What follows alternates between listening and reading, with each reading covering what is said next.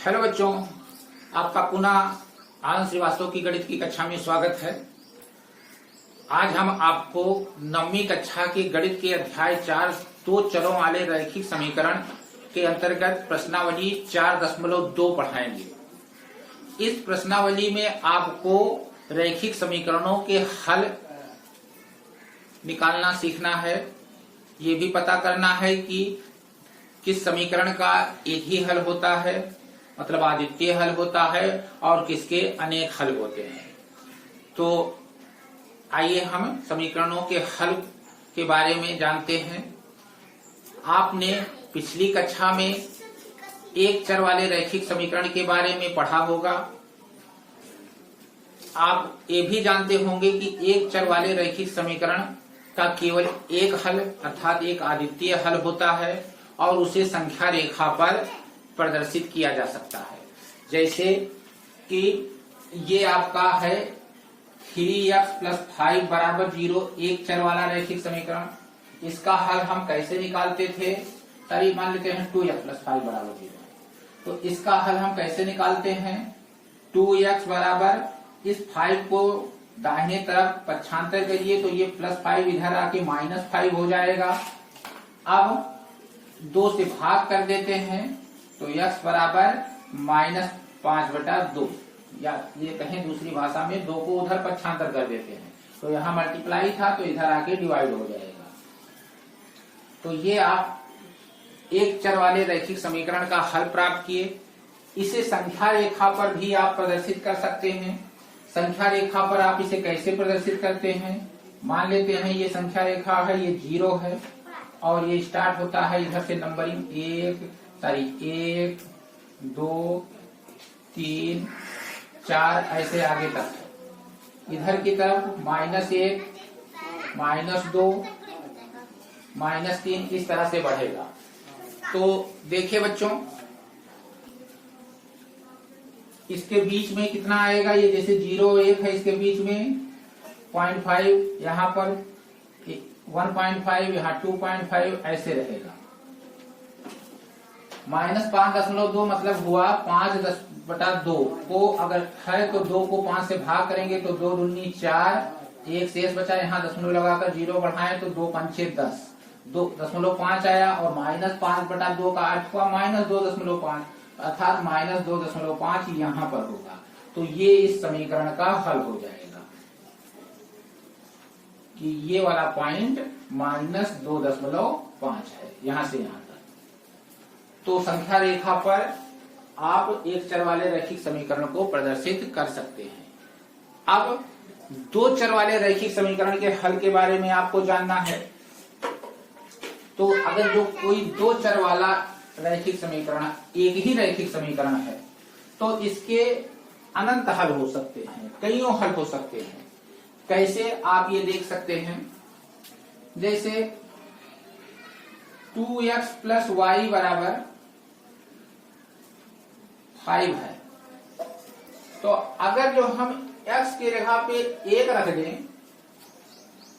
और y की जगह पे 3 रख दें, मतलब x बराबर 1 में y बराबर 3 लें और इसमें रखें इस समीकरण में x y की वैल्यू, तो देखिए 2 × 1 मतलब 2 × 1 प्लस y के जगह पे 3 रखते हैं बराबर 5, तो 2 × 1 2 प्लस 3 बराबर 5, 5 बराबर 5, मतलब x बराबर 1 और y बराबर 3 इस समीकरण का एक हल है। ऐसे ही अगर जो हम x बराबर 0 रख दें, y बराबर 5 रख दें, तो भी आप देखेंगे 2 × 0 0 और फिर +5 बराबर 5, मतलब ये भी इस समीकरण का एक हल हो गया। अगर जो हम x की जगह पे 1/2 रख दें और y की जगह पे 4 रख दें, तो यहाँ हल करके देखिए तो 1/2 x की जगह रखेंगे 2 से 2 कटेगा 1 आएगा और y की जगह 4 रखेंगे तो 1 × 4 बराबर 5 मिला। ये भी समीकरण का एक हल है। तो इस तरह से आप पाएंगे कि जब एक चर वाला दो चर वाला कोई रैखिक समीकरण है तो इसके एक दो नहीं अनेकों मतलब अनंत हल होंगे। और ये कैसे निकलता है? आप जैसे सोच रहे होंगे कि सर ने जो है अब कैसे पॉइंट मिला, कैसे हल इनको मिला, कि क्या क्या रखें तो समीकरण संतुष्ट हो जाएगा। इसका एक बहुत अच्छा सा ट्रिक है, जिसे y बराबर आप एक चर को बाएं तरफ कर लीजिए और दूसरे चर को दाहिने तरफ कर दीजिए, तो ये y बराबर 5 - 2x मिला। अब आप ऐसे एक बॉक्स बनाइए और यहाँ ऊपर x और नीचे y लिखिए। आप x की वैल्यू अपने मन से कुछ लीजिए, जैसे मान लिया 0 हमने लिया और इसमें x की जगह 0 रखिए, तो 2 × 0 हुआ, y बराबर 5, मतलब x बराबर 0, y बराबर 5 इस समीकरण का एक हल हो गया। एक ले लीजिए x की वैल्यू, तो 2 × 1 = 2 हुआ, 5 में से 2 जाएगा 3, मतलब x बराबर 1 और y बराबर 3 भी इस समीकरण का एक हल हो गया। x की जगह पे आप 2 लीजिए, तो 2 दूनी 4, 5 में से 4 जाएगा, 1 बचेगा, मतलब x बराबर 2, y बराबर 1 भी इस समीकरण का एक हल हो गया। x बराबर -1 ले लीजिए, तो -2 × -1 + 2 हो जाएगा, और फिर 5 2 7 मिलेगा, मतलब y बराबर 7। मतलब x की वैल्यू आप अपने मन से कुछ भी लेकर के उसके संगत y की वैल्यू निकालते रहिए, तो जो भी आपको मिलेगा वो इस समीकरण का हल ही मिलेगा। तो इस प्रकार से आप पाएंगे कि दो चर वाला रैखिक समीकरण अगर जो है तो उसके अनंत हल होते हैं। अब हम प्रश्नावली के प्रश्नों पर आते हैं। छोटा सा प्रश्नावली है बच्चों, देखिए।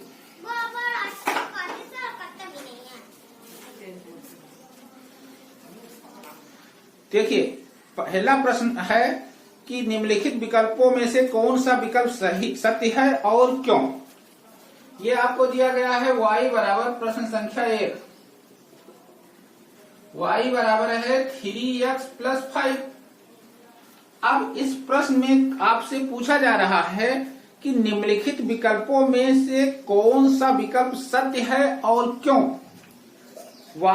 इसका पहला शर्त ये है, मतलब ऑप्शन ये है कि ये एक अद्वितीय हल है, केवल 2 हल है। दूसरा ऑप्शन, तीसरा ऑप्शन अपरिमित रूप से अनेक हल है। तो अभी आपने देखा कि जब एक चर वाला रैखिक समीकरण होता है तब उसका अद्वितीय हल होता है। यहाँ पर ये y और x मतलब 2 चर वाला ये रैखिक समीकरण है, मतलब 2 चर है, तो इसके कितने हल होंगे, अनेक हल होंगे। इसलिए ना तो पहला ऑप्शन सही हो सकता है यहाँ पर, जो कि कह रहा है कि एक अद्वितीय हल है, और ना दूसरा ऑप्शन यहाँ पर सही हो सकता है जो ये कह रहा है कि केवल 2 हल हैं। इसके 2 ही कहा अनेकों हल है, मतलब अनंत हल है। तो यहाँ पर तीसरा ऑप्शन सही है, अपरिमित रूप से अनेक हल है। तो लिखेंगे समीकरण y बराबर 3x + 5 के अपरिमित रूप से अनेक हल है, क्योंकि इसका कारण यही है। क्या कारण लिखेंगे, क्योंकि ये 2 चर वाला रैखिक समीकरण है, 2 चर वाला रैखिक समीकरण। अब हम आते हैं प्रश्न संख्या 2 में। कह रहा है कि निम्नलिखित समीकरणों में से प्रत्येक समीकरण के 4 हल ज्ञात करिए। देखो बच्चों, प्रश्न संख्या 2 में कुल 3 भाग हैं, और इस प्रश्नावली के इस प्रश्न में आपसे कहा जा रहा है कि निम्नलिखित समीकरणों में से प्रत्येक समीकरण के 4 हल ज्ञात करिए। तो प्रश्न संख्या 2 का पहला भाग, दिया गया समीकरण आपको लिखेंगे। दिया गया समीकरण क्या है, दिया गया समीकरण 2x + y = 7। तो इम्प्लाइज दैट, हमने आपको अभी एग्जाम्पल देते समय बताया था कि इधर की तरफ एक ही चर रखिए, इधर y को रोक दिया और 2x को उधर पक्षांतर कर देते हैं, तो 7 - 2x। अब इस प्रश्न में आप x की वैल्यू अपने मन से कुछ भी लेकर के, कोई भी वास्तविक संख्या लेकर के इसमें रखते जाइए समीकरण फर्स्ट में, और उसके संगत y का मान निकालते जाइए, तो यही आपका हल मिलता चला जाएगा। जैसे x बराबर 0 रखने पर तो ये y बराबर 7 माइनस 0 इम्प्लाइज दैट y बराबर 7। तो इसलिए 0 के संगत y कितना मिला, x बराबर 0 के संगत y बराबर 7 मिला। तो इसलिए 0,7 समीकरण का एक हल है, समीकरण का एक हल है। पुनः x बराबर 1 रखने पर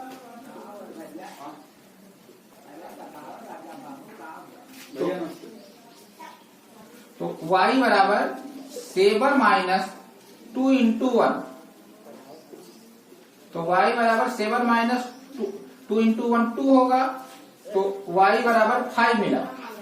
तो इसलिए देखिए x बराबर 1 के संगत y बराबर 5 है, तो 1,5 समीकरण का एक हल है। पुनः x बराबर 2 रखने पर तो देखिए बच्चों y बराबर 7 माइनस 2 इंटू 2 होगा, ये x बराबर 2 रखने पर, तो y बराबर 7 माइनस 2 इंटू 2 4, y बराबर 3, मतलब x बराबर 2 के संगत y बराबर 3 मिला। तो इसलिए 2,3 समीकरण का एक हल है। पुनः x बराबर 3 रखने पर तो y बराबर 7 माइनस 2 इंटू 3, तो y बराबर 7 माइनस 6, y बराबर 1 मिला। तो इसलिए 3,1 समीकरण का एक हल है।